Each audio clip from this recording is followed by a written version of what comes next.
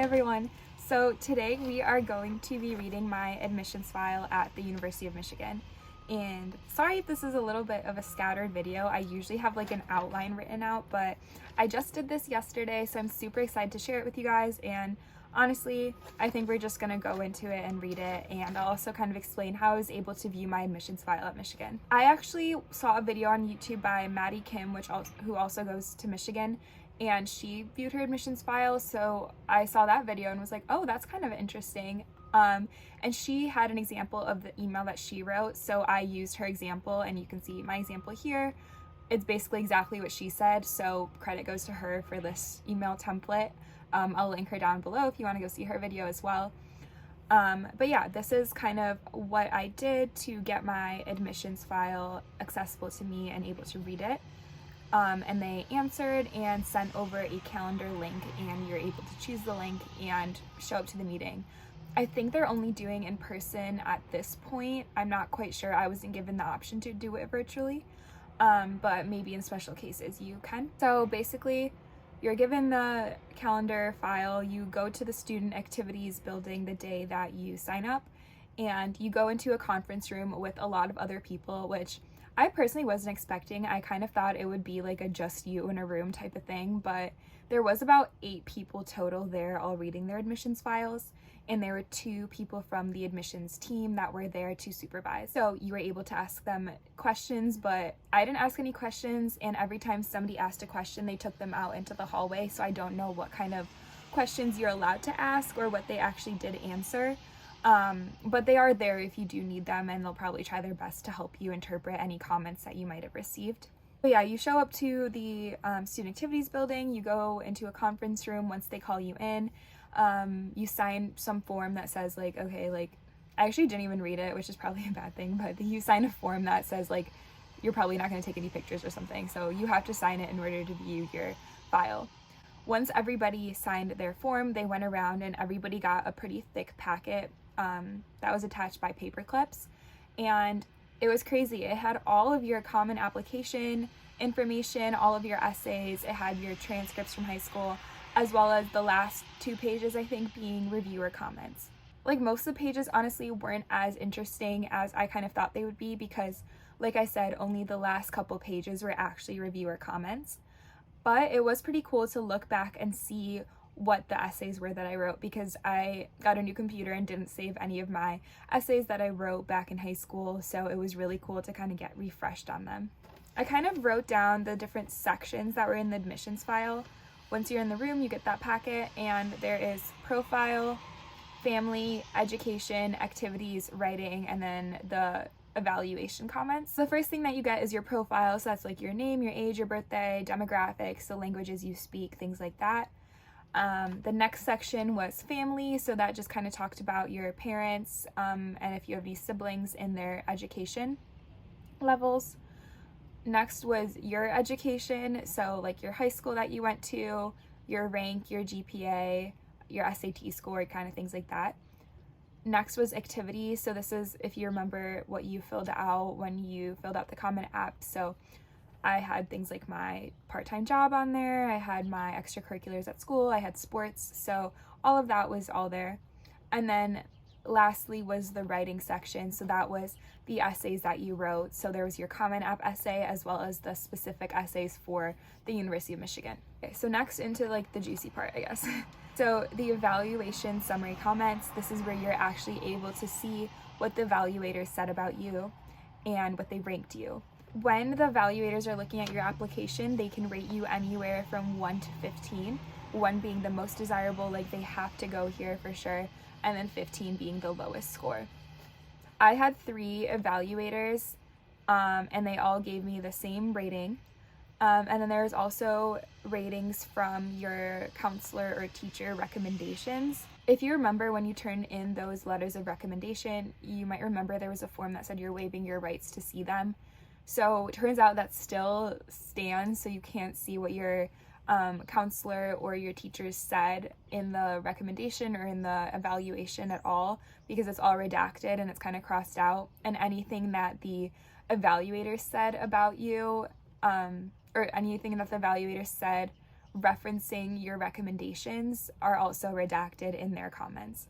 So who knew? You still can't see what they said, but that's okay. You still do get to see what the University of Michigan's admissions people said. The first evaluator gave me a 3, and that's the same as what I got for all the rest of them. And she used a lot of abbreviations, like there was like barely any full words in it, so it's kind of funny to read. I'll put it up here. She said, 4.0 out of 1360. Outstanding student from good school, has put excellent rigor in her curriculum with 3 AP, 1 honors. Senior year, 4 APs. Some school awards, maybe. Executive leadership. Good essays. Campus visit, strong interest in Michigan. One of the very best from school, where only 42% go to a 4-year. She's a great fit for Michigan. So that was the first one. The second one said, student has elected challenging curriculum from average high school and performed very well. 4.0 GPA, 1360 SAT new. Then there was a redacted section from what my counselor said. Nice extracurriculars with leadership. Essays are well written with above average interest in UM. Well-rounded applicant, slightly lower test score, but one of the top students from this high school, rating at 3. And lastly, I got 4.0 GPA, 1360 SAT, 2 out of 647 in class, 8 AP classes with all A's, leadership and student government, NHS, and captain of soccer. Student is a dual applicant to architecture and overall an excellent candidate within the context of the high school. So based on those evaluations, it seems like they really do take into account which high school you come from, which I had no idea. As you can see, I came from a pretty average high school, Metro Detroit. Only 42% go to a 4-year college, which I personally didn't know, so it was kind of eye-opening to see that. But yeah, overall the comments were pretty positive. I'm kind of happy with the 3, but my boyfriend got a 2, so kind of sad about that. I was hoping to beat him, but no worries, it's fine. Next, there was a section called Secondary School Academic Performance and Educational Environment. So there were 2 ratings, Academic Performance Rating and Educational Environment Rating. So I'm assuming that academic performance rating means like how the student, so how I performed academically throughout my high school career. And then the educational environment rating is the rating of the high school that I went to. Oh, actually, I just saw it on the FAQ. So it says, what is the academic performance rating, the educational environment rating? So it says, as part of our assessment of each applicant, we will look at how strongly they performed academically within the context of their high school environment. So yeah, so essentially they're looking at how you performed versus the environment that you learned in. So the first evaluator said that my academic performance rating was outstanding, but that my educational environment rating was good. And then basically just repeated all of my statistics again. And then for the second evaluator, they said that my academic performance rating was excellent, but that the educational environment rating was average/fair. So clearly my high school wasn't the best one out there, not the worst one. It was very, very okay. And then again, just in the comments, repeated my scores. One of the only things that they said that I was like, that was more like subjective, I guess, as opposed to my actual numerical scores, was they said curriculum rated most demanding. So don't really know what that means, but there it is. So that was the secondary school academic performance and educational environment. So I guess it's just kind of where they weigh your performance versus the environment that you were learning in.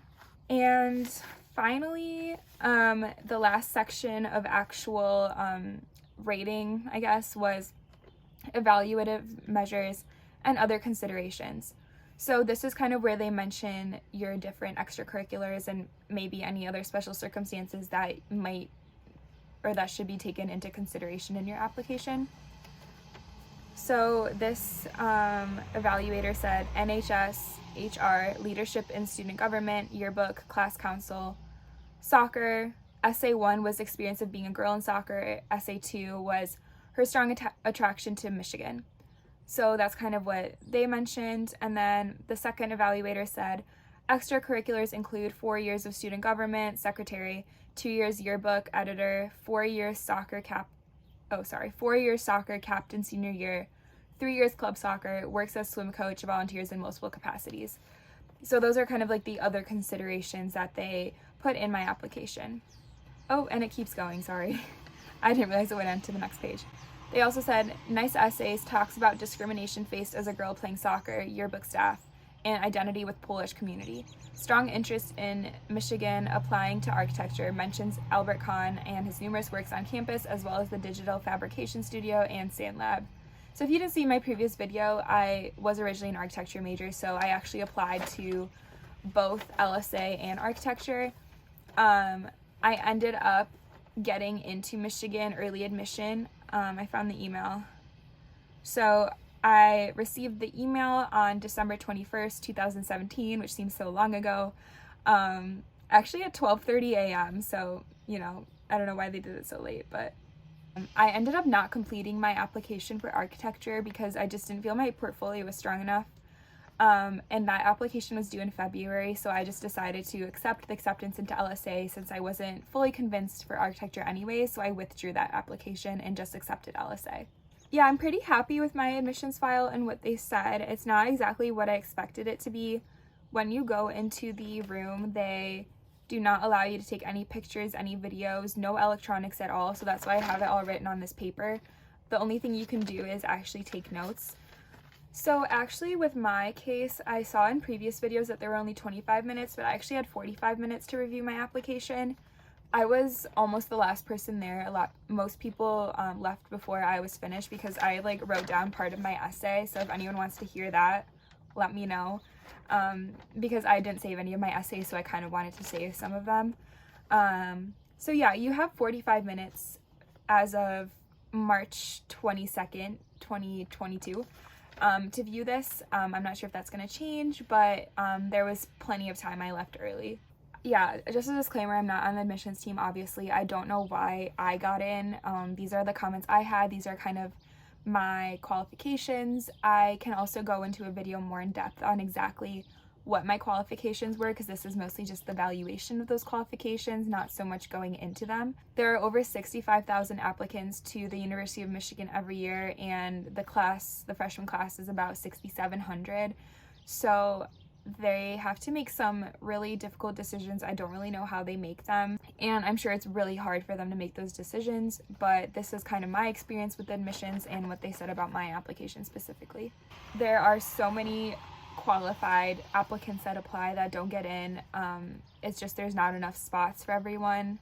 So if you don't get in, don't lose hope. You're gonna find a great place wherever you go. There's always transferring into Michigan, and there's always other amazing schools out there. Yeah, that's pretty much it. It's not as long as I thought of a video. It's not as long of a video as I thought it would be because there's a lot less that you could see than I thought, and this is all my essay, so pretty much one page of what you can see based on evaluations. But I hope that was helpful if you're applying or if you're just nosy and wanted to see what my admissions file looked like. Hi, thanks for watching my admissions file.